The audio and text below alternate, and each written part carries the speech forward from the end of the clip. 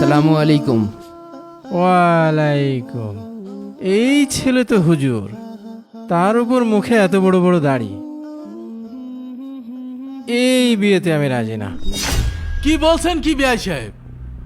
বিয়ের আর মাত্র 2 দিন বাকি। এছাড়াও আমরা বিয়ের সব আয়োজন করে ফেলছি, এমনকি প্রাইভেট বাবদ 30,000 টাকাও বুকিং দিয়ে রাখছি। আমাদের বংশে অধিকাংশ লোকই ইউরোপ আমেরিকায় থাকে। এই বয়সে এত বড় বড় দাড়ি জঙ্গি জঙ্গি দেখা যায়।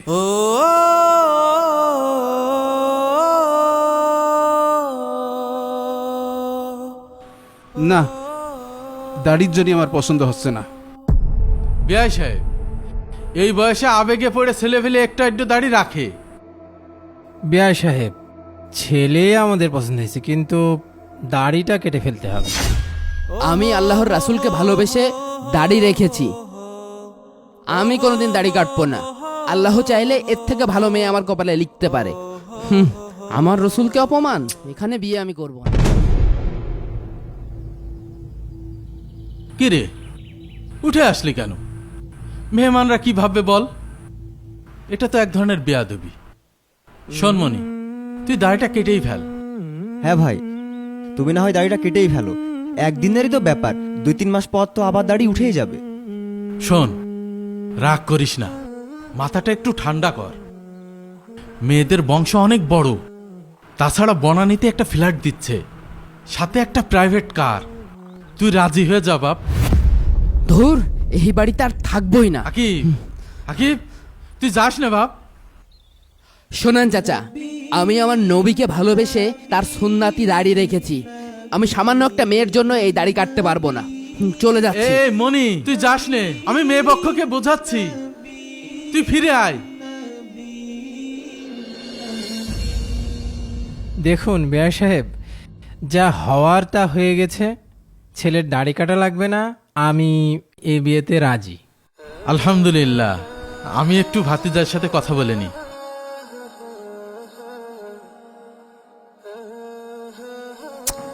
চাচা ফোন দিচ্ছে, কি কাহিনী, কি কি বিষয় হতে পারে?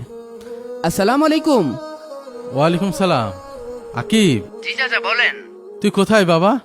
তোর দাড়ি কাটা লাগবে না, তুই বাসায় চলে আয়। মেয়ের বাপ রাজি হয়েছে। চাচা, আমি ওই বাড়িতে বিয়ে করব না। যে আমার নবীর সুন্নাত দাড়িকে ভালোবাসে না, সেখানে আমি বিয়ে করতে পারবো না। আর রাগ করে থাকিস না বাবা, তুই বাসায় চলে আয়। চাচা, অনেক দেরি হয়ে গেছে, আমার বিয়ে হয়ে গেছে। আচ্ছা, মেয়ের বাবা কি তোমার সামনে আছে? হ্যাঁ আছে তো।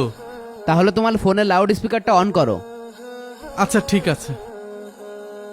তাহলে এবার শোনেন, বাসা থেকে বের হওয়ার পরে কি করব বুঝতেই পারছিলাম না। ধুর, বাসা থেকে বেরিয়ে কি ভুল করলাম? না, আল্লাহর উপর ভরসা করি, আল্লাহ নিশ্চয়ই কোনো একটা ভালো ব্যবস্থা করে দিবে। উফ, আল্লাহ।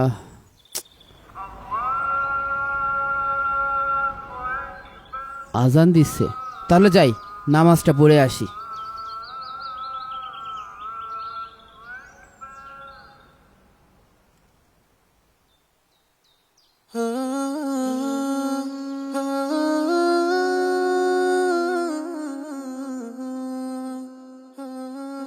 আসসালামু আলাইকুম। ওয়ালাইকুম আসসালাম। আফসার ভাই, আপনার মেয়ের জন্য একটা উপযুক্ত পাত্র খুঁজে পেয়েছি, আপনি তাড়াতাড়ি মসজিদে চলে আসুন। আচ্ছা ঠিক আছে, এখনই লোক পাঠাচ্ছি। আরিফুল মিরাজ, এদিকে আয় তো। জি মসজিদের সামনে জুব্বা পরে একটা ছেলে দাঁড়িয়ে আছে, আমার কাছে নিয়ে আয়। জি ঠিক আছে। ওই দেখ মসজিদ। কই কিরে, বাইরে তো কেউ নেই। আশেপাশে তো কোথাও দেখছি না, চল চলে যাই। চল যাই। স্যার, মসজিদের সামনে তো কোনো ছেলে দাঁড়িয়ে নেই। হুম হুম কি বলিস? ওখানেই তো থাকার কথা, চল আমার সাথে।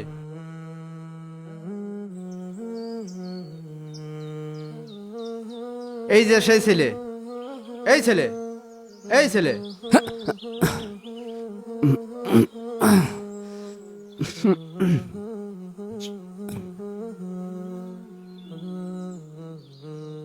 আপনারা কারা? চলো ওঠো, আমাদের সাথে যেতে হবে। শোনো বাবা, ইমাম সাহেবকে আমি বলে রেখেছিলাম সৎযোগ্য একটা ইমানদার পাত্র খুঁজে দিতে। ইমাম সাহেব তাই তোমার কথা বলল। আমি চাই যে আমার হাফিজিয়া মেয়েকে তুমি বিয়ে করো। আলহামদুলিল্লাহ। তাহলে বুঝতে পেরেছেন, এই হচ্ছে ঘটনা। আমি আপনাকে বলেছিলাম না, আমি আল্লাহর রাসূলকে ভালোবেসে তার সুন্নাতি দাড়ি রেখেছি। আল্লাহ আমাকে ঠকাননি। আপনি আমাকে আগে বলতেন, এভাবে ডেকে নিয়ে এসে অপমান না করলেও পারতেন। আল্লাহ যা করে তা মানুষের মঙ্গলের জন্যই করে। এই ভাই যেন না, বসেন ভাই, কথা শোনেন। আসলে আল্লাহ যা করে ভালোর জন্যই করে।